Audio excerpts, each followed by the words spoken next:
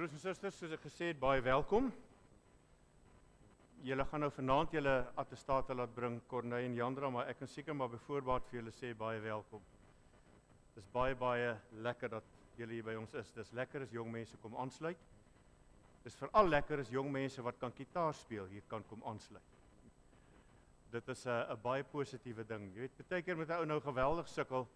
Weet jy, ons nou gesukkel om Alwyn wat nou daar die basgitaar speel hier te kry, maar nou, hy het daarom al 'n CD gemaak, so dis nou 'n bietjie opper as ons, jy weet, maar as jou pa bel, hy sê sy pa bel en vra het julle nou al 'n kerk gekry, hy sê ja, hy sê speel jy al gitaar, hy sê nee, wel nou kan jy bel en sê ja, jy speel gitaar. Dis lekker dat julle hier is. Vriende, kom ons begin die erediens. Here, u liefde reik tot in die hemel, u trou tot in die wolke. U beskerm mense wat by u skuil. In u huis geniet hulle oorvloed. U laat hulle drink uit strome van die goedheid. En ons bid, Here, dat ons dit vanaand ook hier in hierdie erediens sal ervaar. Die brood en die wyn en die woord. Versterk ons daardeur om Jesus ontwil. Amen. Kom ons kyk na Eksodus hoofstuk 20.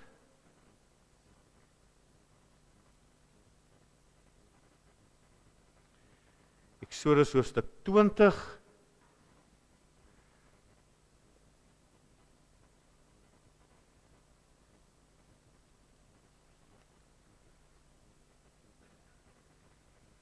Ons lees verse 13, 15 en 16. Vers 13 sê baie eenvoudig, jy mag nie moord pleeg nie. Moord is as jy wederregtelik 'n lewe neem. Die Bybel is duidelik daaroor dat die staat die reg het en die verantwoordelikheid eintlik wat nou nie hier gebeur nie, om lewe te beskerm deurdat as dit nodig is, die doodstraf toe te pas. So dit sê, jy mag nie wederregtelik doodmaak nie. Vers 15, jy mag nie steel nie. En vers 16, jy mag nie vals getuienis teen 'n ander gee nie. Nou is ons, soos ons weet, die afgelope 2 aande besig met 'n reeks oor die 10 gebooie. En ons het gesien dat die konteks waarbinne die 10 gebooie funksioneer, dalk 'n bietjie anders is as wat 'n ou dit gewoonlik aanvaar as 'n mens dit maar net hoor. In die eerste plek het ons gesien dat die doel van God met sy volk is dat ons 'n koninkryk van priesters sal wees. En priesters se doel is om God en mense bymekaar te bring. En dit is die konteks waarin die 10 gebooie in Eksodus 19 gegee word. Sodat julle priesters kan wees. En om dit te kan doen, moet ons op 'n sekere manier lewe, en dis waaroor dit gaan. Ons moet priesters wees wat God en mense bymekaar bring. God na die mense toe, en die mense na God toe. En die tweede ding wat ons gesien het, is dat ons 'n bietjie anders moet kyk na God as die gewer van die 10 gebooie. 'n Mens kan baie maklik dink dat God 'n tipe van 'n kwaai regter is, wat wette uitdeel, want dis tog die idee wat 'n ou kry met die woord wet. Hy is daar en as jy hom gehoorsaam, gaan dit goed, en as jy hom nie gehoorsaam nie, dan gaan dit jou sleg.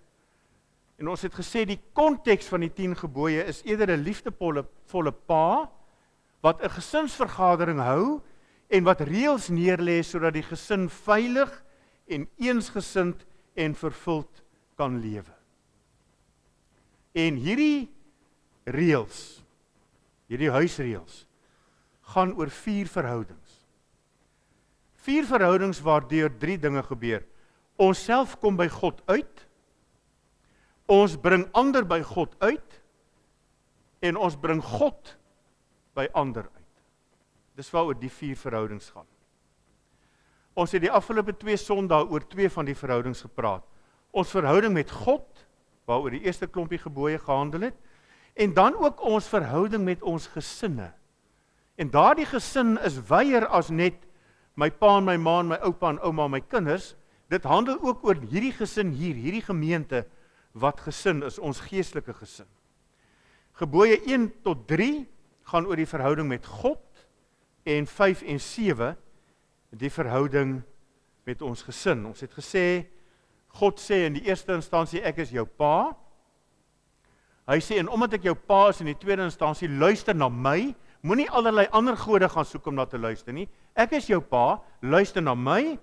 En derdens het ons gesê, hy sê, ek is jou pa, moenie dinge gaan sê uit my mond uit, as dit nie so is nie. As ek pa is, moenie sê pa sê so, as ek dit nie gesê het nie. En dan het ons gesien wat die gesin aanbetref, wys vir my hoe jy my liefhet, deur hoe jy jou ouers liefhet. Dit moet die teken wees van hoe lief jy my het, en dan wys verander dat ons in ons gesin anders met mekaar werk, deur hoe jy jou huwelik lewe. Vanaand gesels ons vinnig oor die derde verhouding, die verhouding met ander.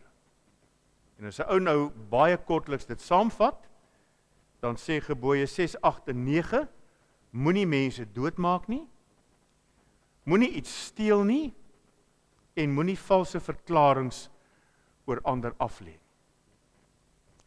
In Levitikus 19 vers 18, dis een van die plekke, julle sal weet, ek lees baie keer die wet daaruit, vat die Here dit op 'n baie mooi manier saam, wat later in die Nuwe Testament ook saamgevat word, deur doodeenvoudig te sê, jy moet jou naaste lief hê soos jouself. Jy moet jou naaste lief hê soos jouself. Maar nou is die eeue oue vraag natuurlik. Wie is my naaste? Is my naaste eenvoudig almal wat oor my pad kom? Is my naaste almal met wie ek te doen het? Moet ek hulle almal lief hê soos myself?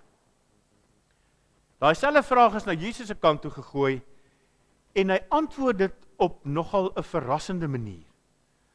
In Lukas 10 lees ons die bekende gelykenis van die Samaritaan, maar ek wonder of jy al mooi gehoor het wat Jesus daar sê.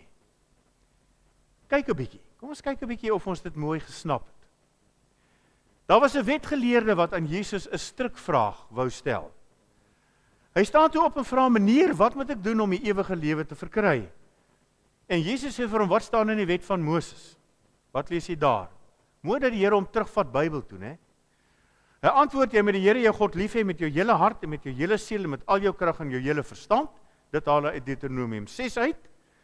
En dan en jou naaste soos jouself, wat hy uit Levitikus 19 uithaal, soos wat hy gesê het. En uit die aard van die saak sê die Here Jesus vir hom, jy het reg geantwoord, doen dit en jy sal die lewe verkry. Maar nou lees ons die wetgeleerde wou homself handhaaf. So dit gaan nou nie eintlik dat hy 'n antwoord wil hê nie. Hy wil nou 'n bietjie standpunt inneem hier teen die Here en hy sê, so en wie is my naaste? As ek hom nou moet lief hê. En Jesus gaan toe nader daarop in deur te sê, toe 'n man eenmaal op pad was van Jerusalem na Jerigo, toe het rowers hom aangeval. Hulle het hom kaal uitgetrek en hom geslaan dat hy half dood bly lê en toe pad gegee. Dit gebeur toe dat daar 'n priester met daardie pad langs kom en toe hy hom sien, gaan hy ver langs verby. Net so het daar ook 'n leviet by die plek gekom en toe hy hom sien, gaan hy ver langs verby. Maar 'n Samaritaan wat op reis was, het op hom afgekom en toe hy hom sien, het hy hom innig jammer gekry. Hy het na hom toe gegaan, sy wonde met olie en wyn behandel en hulle verbind. Toe het hy hom op sy rydier gehelp en hom na 'n herberg toe geneem en daar verder om versorg. Die volgende dag haal hy 2 muntstukke uit, gee dit aan die eienaar van die herberg en sê, sorg vir hom, en as hy meer onkoste het, sal ek jou betaal wanneer ek terugkom. En nou die verrassende ding. Wie van hierdie 3 is volgens jou die naaste van hom wat onder die rowers verval het? En die wetgeleerde antwoord, die man wat aan hom medelee beantwoord het. En let mooi op, Jesus vra nie, wie was die priester se naaste nie? Wie was die leviet se naaste nie? Hy vra nie eens wie was die Samaritaan se naaste nie. Want ek dink dis wat ons hoor. Dis wat 'n ou hoor as jy hierdie ding lees. Die naaste is hierdie arme man wat daar lê. Ons het gehoor die man wat op die pad lê is die naaste van die priester en die naaste van die leviet en die naaste van die Samaritaan, maar net die Samaritaan het sy naaste gedien. Is dit nie hoe ou dit hoor nie? Oom sê ja. Die ander het by hulle naaste wat swaar kry verbygestap, en die lesse hiervan is ons moet almal wat oor ons pad kom, dien. Dis tog wat ons hieruit verstaan. Maar dis interessantheidsonthaalwe nie wat Jesus sê nie. Hy sê, wie is die man wat in die pad lê sy naaste? En die antwoord, die een wat aan hom goed doen. Jou naaste is volgens die gelykenis hulle wat aan jou goed doen. En ek dink vir die wetgeleerde moes dit baie erg gewees het om te erken, want dink mooi wat dit beteken. Wat Jesus eintlik vir hom sê is, vir die man wat op die grond lê, is die priester nie sy naaste nie, so hy hoef hom nie lief te hê nie. Vir die man wat op die grond lê, is die leviet nie sy naaste nie, so hy hoef nie die leviet lief te hê nie, want die leviet is nie sy naaste nie. Per implikasie, wetgeleerde, die Jode hoef jou nie lief te hê nie, want jy is nie hulle naaste nie, want jy doen nie aan hulle goed nie. Die wetgeleerdes het net heeltyd gestaan in 'n kapittel waar hierdie ouens iets verkeerd doen. Maar as dit die volle storie is, dan sou dit bietjie van 'n slegte storie afgegee het. As dit was, jy moet jou naaste lief hê en jou naaste is hulle wat aan jou goed, vir jou goed is, so wees net lief vir die mense wat vir jou goed is. Ek dink ons leef baie keer so, né? Maar nou is daar ietsie anders wat die Here Jesus sê. Hy sê, jy moet jou vyand lief hê. En jou vyand doen tog nie goed nie. Genadiglik dus, stop Jesus nie hier nie, want wat volg? Jesus sê vir hom, gaan jy en maak ook so. So wat sê hy? Hy sê, jy moet jou naaste lief hê soos jouself. Jou naaste is hulle wat vir jou goed is. Gaan jy en doen dit ook. Met anderste, wat sê hy? Jesus sê vir die man, jy is so bekommerd oor wie jou naaste is, sodat jy vir hulle kan lief wees, maar dis nie die belangrike ding nie. Dit gaan nie oor die vraag wie jou naaste is nie, dit gaan oor die stelling, wees jy 'n naaste? Doen jy goed aan ander, sodat hulle jou kan lief hê, wees jy 'n naaste? Moenie loop en vra soos ons altyd doen, maar wie is my naaste nie? Is dit nou net die ouens wat vir my goed is dit elke ou wat kom, wie is hy nie? Hy sê, daaroor worry jy jou nie. Wees jy 'n naaste? Dis waaroor dit op die ou einde gaan. So die belangrike vraag is nie wie is my naaste nie, die belangrike vraag is, wie se naaste is ek? In 10 gebooie taal, as ons dit nou 'n bietjie saamvat, as ons die inleiding van die 10 gebooie vat, dan klink dit so, dit sê, ek is jou pa wat jou gemaak het, en jou gered het, en jou beskerm. Ek stuur jou in hierdie wêreld in om 'n priester te wees, om my na mense te bring, helde skyn ons lig vir die nasies, het ons gesing, om my na mense te bring, en mense na my toe te bring. Gaan wees daarom goed vir mense. Gaan wees jy 'n naaste vir ander. En die gebooie, reboot soos ons sê, moenie doodmaak met jou woorde en dade en gedagtes nie, maar bring lewe met wat jy doen en sê. As die gebod negatief sê, moenie doodmaak nie, dan is die opdrag, bring lewe, deur wat jy doen, soos die Samaritaan gedoen het, bring lewe met dade en woorde en gedagtes. Moenie iemand wees wat vat nie. Wees iemand wat gee. Met ander woorde, wees 'n seën, nie 'n las nie. Gelukkig, naas en die 2 prokureurs wat daar sit, werk dit nie in die lewe so nie, of julle was uit 'n job uit. Maar ons opdrag, is moenie iemand wees wat vat nie. En jy kan baie dinge vat. Jy kan een wees wat net liefde wil vat. Mense kry mos sulke high maintenance verhoudings. wat jy iemand in jou lewe het wat net liefde en emosie en aandag vat en vat en vat en vat. En dit kan oor besittings wees, dit kan oor eer wees, dit kan oor enige iets wees. Moenie iemand wees wat vat nie, wees iemand wat gee. Wees jy 'n seën. En dit, broers en susters, het ek nou vanoggend gesê, het my tussen die oë geskop. Toe hierdie mense in hierdie gemeente, wat nie die rykste gemeente onder die son is nie, baie R8.000 vir Paul hulle gegee het. Hierdie gemeente was vir hulle 'n seën, waarsonder hulle nie kan aangaan. Moenie ander afbreek met leuns nie. Bou op. Moenie met dit wat jy van mense sê, afbreek nie. Bou op. En bou op met die waarheid. En as jy deur iets te sê nie kan opbou nie, maar kan afbreek, dan zip jy jou mond toe. Ons ken die storie van die ou tannie wat haar predikant geïrriteer het, want sy kan nooit enige iets sleg in enige iemand sien nie. En ons weet maar almal van ons het foute. En die dominee sê toe op 'n stadium vir haar, maar tannie hemel, wat is daar iets goeds wat jy vir die duiwel kan sê? Sy sê, ja dominee, hy werk daarom wragtig hard. Nou sien so sy wou ook nie iets lelik van die duiwel sê. En dis so ek en jy volgens hierdie gebod moet wees. As ons nie iets mooi kan sê nie, as ons nie kan bou nie, dan sê ons niks nie.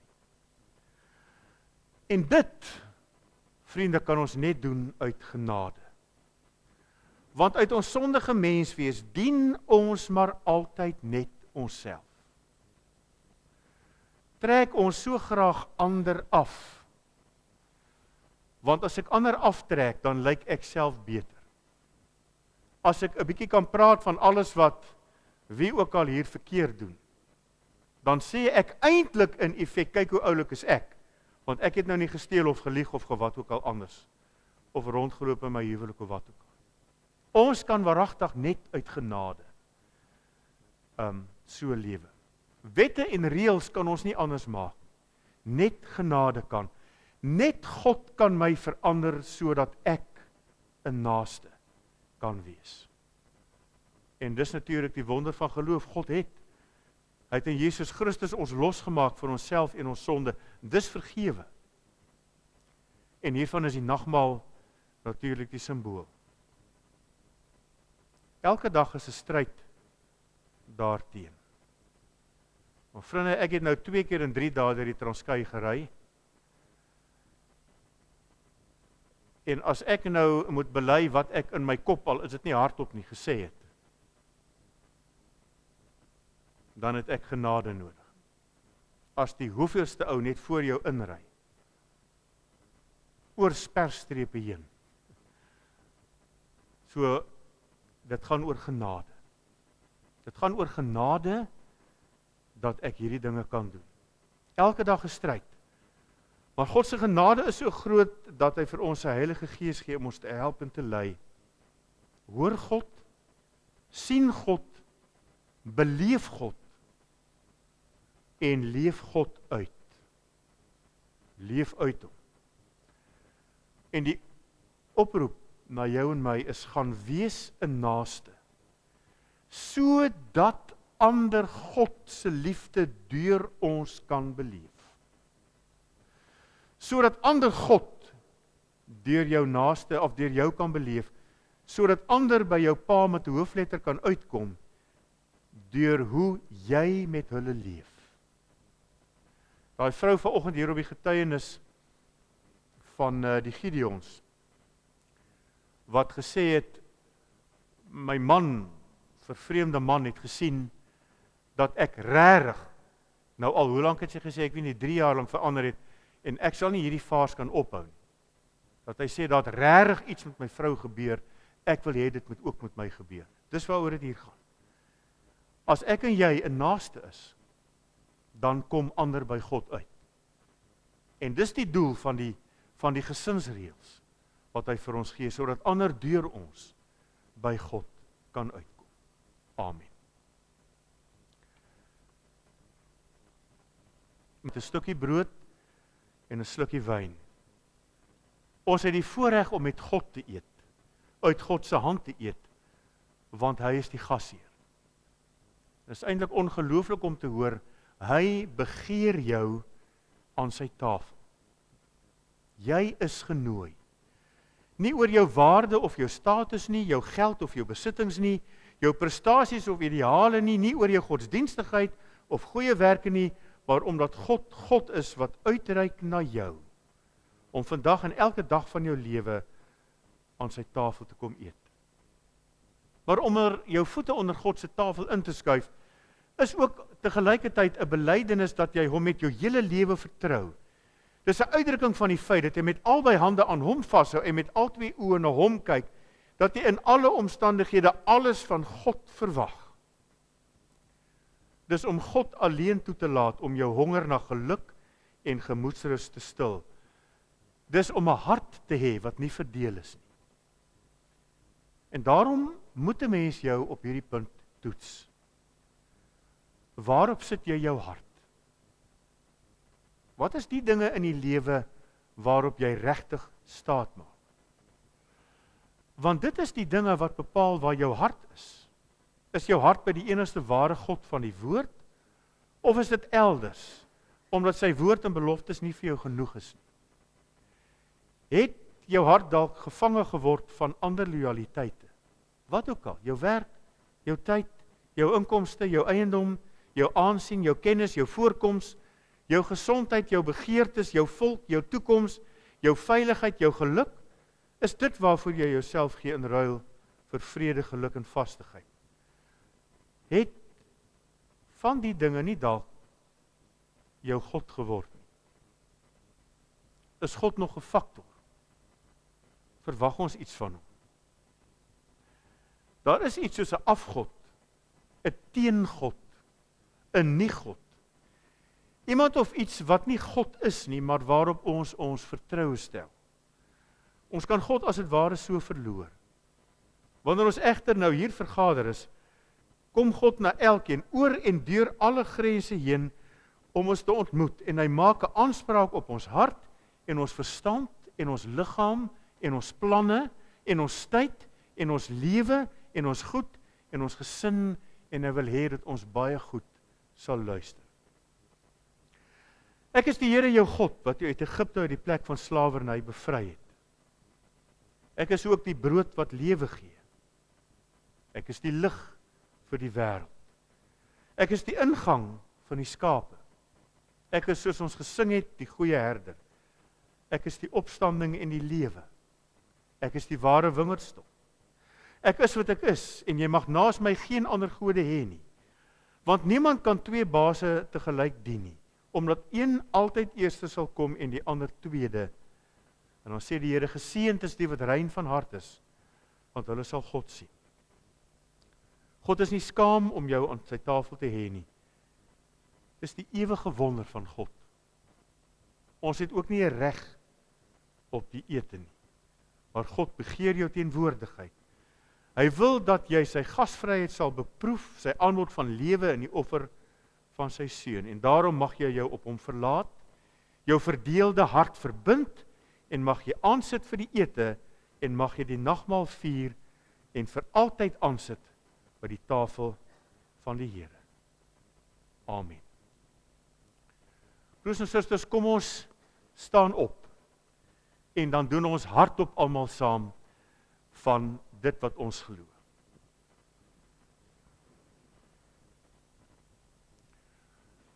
Ek glo in God die Vader, die Almagtige, die Skepper van die hemel en die aarde, en in Jesus Christus, sy eniggebore Seun, ons Here, wat ontvang is van die Heilige Gees, gebore is uit die maagd Maria, wat gelei het onder Pontius Pilatus, gekruisig is, gesterf het en begrawe is, en ter helle neergedaal het, wat op die derde dag weer opgestaan het uit die dode, wat opgevaar het na die hemel, en sit aan die regterhand van God, die Almagtige Vader, van waar hy sal kom om te oordeel, die wat nog lewe, en die wat reeds gesterf het.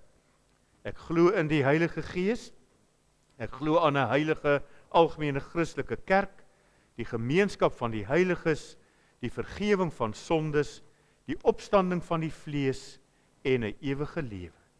Here onsse God, waar die tafel vir ons gedek staan, as teken daarvan, dat ons aan u hemelse gesin behoort, en ons gaan aansit. Dank ons u vir die onuitspreeklike genade. En as ons die wyn proe, help ons om te onthou wat dit u gekos het. As ons die brood proe, help ons om te onthou dat dit u liggaam is wat gebreek is, sodat ons kan lewe. Help ons in die week om ons roeping uit te leef, versterk deur die nagmaal, sodat ons priester sal wees wat God na mense bring en mense na God toe. Om Jesus ontwil bid ons dit. Amen. Kom ons vra dat die tafel voorberei word terwyl ons die pragtige Soos 'n Hert gaan sing.